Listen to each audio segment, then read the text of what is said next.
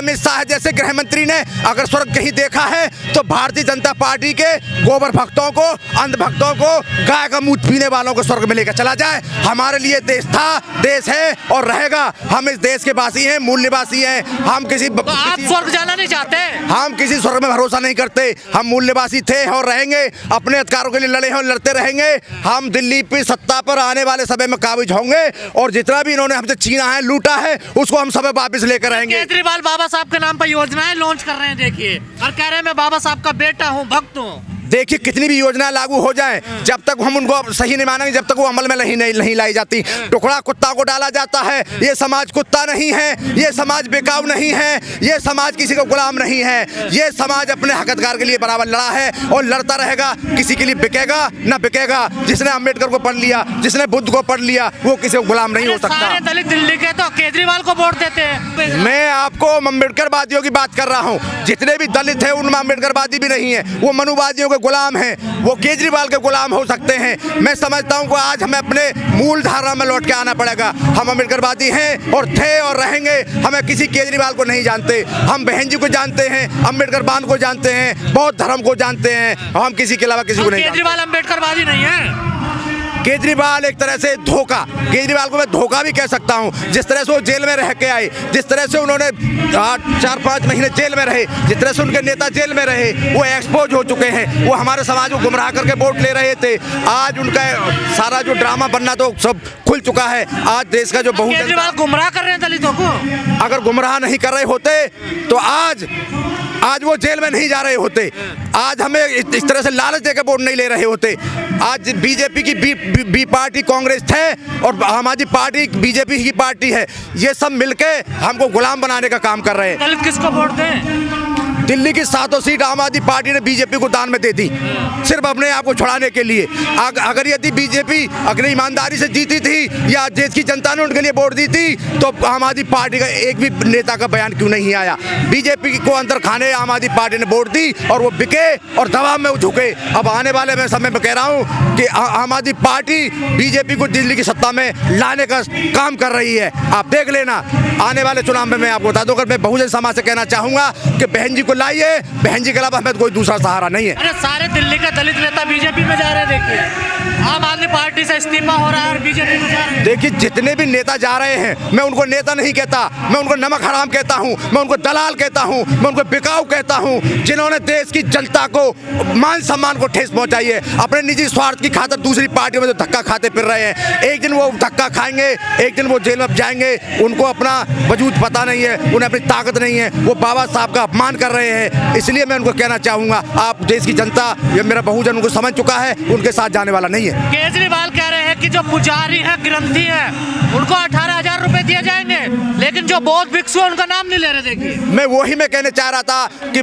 केजरीवाल मूलतः आम आदमी पार्टी पूरी तरह से मनुवादियों की गुलाम है। मनुवादी ही इसको लेकर आए थे। पहले इन्होंने कांग्रेस को खत्म किया, फिर इन्होंने बीएसपी के वोटर को, कैडर वोटर को इन्होंने खत्म करके बहका के अपने साथ लेकर चले गए। लेकिन अब पूरी जनता समझ चुकी है, इनके किसी बहकावे में नहीं आएगी, अपनी बहुजन समाज पार्टी के साथ लौट के आएगी। केजरीवाल कितना भी लालच दे ले, 18,000 अगर यदि वो मनुवादी पाखंड के लिए देना चाहता है, उसे वो जानता है कि अगर यदि मनुवाद पाखंडवाद के लिए हम काम नहीं करेंगे तो मनुवादी पाखंडवादी हमें सत्ता में नहीं आने देंगे। मैं आपको कह देना चाहता हूं कि आज वो कितना भी लालच दे ले, कितना भी हमें धमका ले, कितना भी डरा ले, कितना भी बांट ले, मेरा देश का अम्बेडकरवादी मिशन का, कट्टर मिशन का मानने वाला कभी भी भारतीय जनता पार्टी, आम आदमी पार्टी, कांग्रेस, अन्य कोई भी बहकाने वाली पार्टी आ जाएगी, उसके साथ नहीं जाने वाला।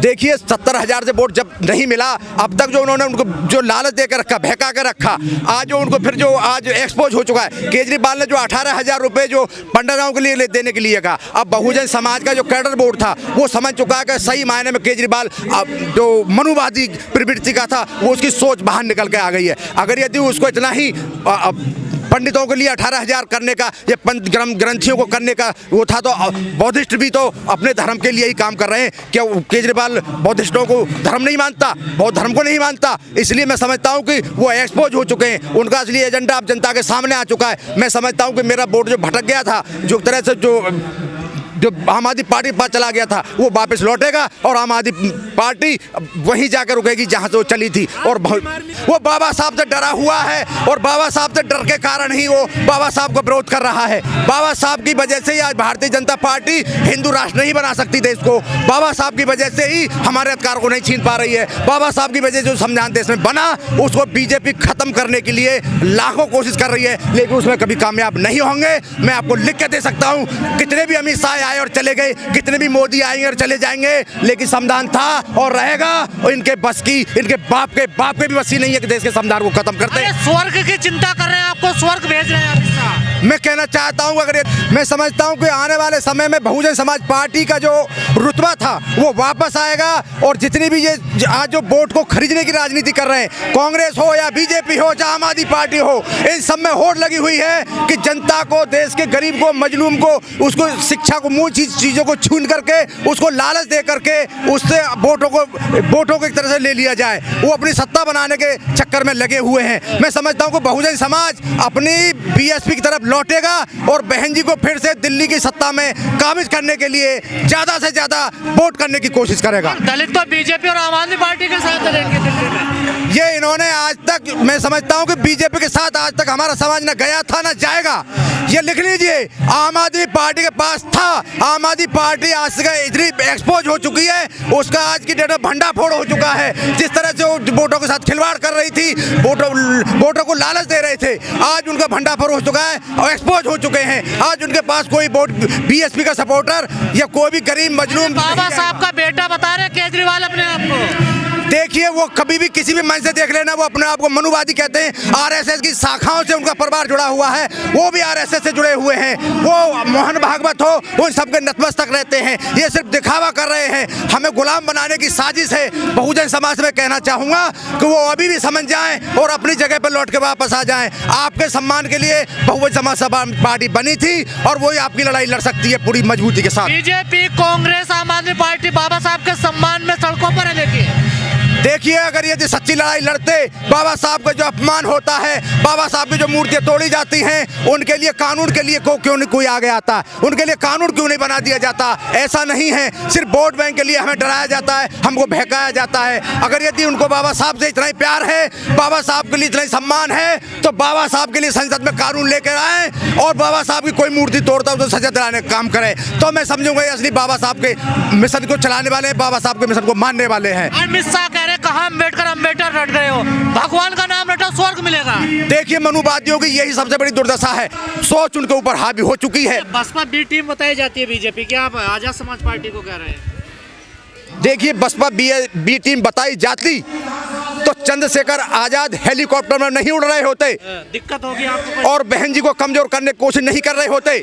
अगर यदि चंद्रशेखर आजाद को पॉलिटिक्स ही करनी थी, राजनीति ही करनी थी, तो बीएसपी में आकर कर लेते, तो एमएलए एमपी बनकर अपने देश की सेवा कर लेते, अपने समाज की सेवा कर लेते। लेकिन कहाँ है? देखिए, मैं आपको एक बात बता दूं, जब तक बच्चा रोता नहीं है तब तक माँ भी दूध नहीं पिलाती। तो बहन जी को पता है कि चंद्रशेखर के पीछे कौन लोग लगे हुए हैं, इसलिए चंद्रशेखर आजाद को ऐसे जो बिक गया हो, जो किसी के सामने झुक गया हो, वो बीएसपी में आने के लायक नहीं रहा। पीछे कौन लगा हुआ? देखिए, बहन जी को पता था कि जिस तरह की सत्ता में लोग बैठे हुए हैं, जिसने लालू यादव को तहस नहस कर दिया, जिस संपूर्ण विपक्ष को तहस नहस कर दिया, संपूर्ण विपक्ष को डरा दिया, धमका दिया, अपना गुलाम बना लिया, तो ऐसी स्थिति में बहन जी ने अपने समाज को बचाने के लिए, अपने समाज की लड़ाई धीरे से लड़ने के लिए, थोड़ा दिन के लिए उन्होंने अपना बैकफुट पे जाकर काम किया। नहीं मांगी है, देखिए ना, इस्तीफा दिया है। देखिए, वो बड़ी सोची समझी इस रणनीति के तहत उन्होंने विचार दिया था। उनको पता था कि एक एक करके वो टारगेट करते हैं। वो बाबा साहब को टारगेट करने के लिए उन्होंने बयान दिया था, बाबा साहब को उन्होंने टारगेट किया। उस वजह से उस बयान पे, क्योंकि वो बयान अमित शाह का नहीं था, वो बयान बीजेपी का नहीं था, वो बयान आरएसएस हेडक्वार्टर का था, इसलिए वो माफी नहीं मांगेंगे। उनको पता है कि जिस तरह से उन्होंने पूरे देश के सिस्टम को हाईजैक कर लिया है, चुनाव आयोग हो, मीडिया हो, जितने भी सरकारी तंत्र है, उसको हाईजैक करने के बाद आज वो सत्ता में बैठे हुए हैं। तो इस तरह से उनके मन में जो घमंड पैदा हुआ है, इसलिए उसी के कारण बाबा साहब का अपमान करके चले गए हैं। मैं समझता हूँ कि आने वाले समय में इसी चीज़ को लेकर मेरा बहुजन समाज समझेगा, सड़कों पर आएगा और आज उनको झुकने के लिए मजबूर करेगा और उनको झुकना पड़ेगा।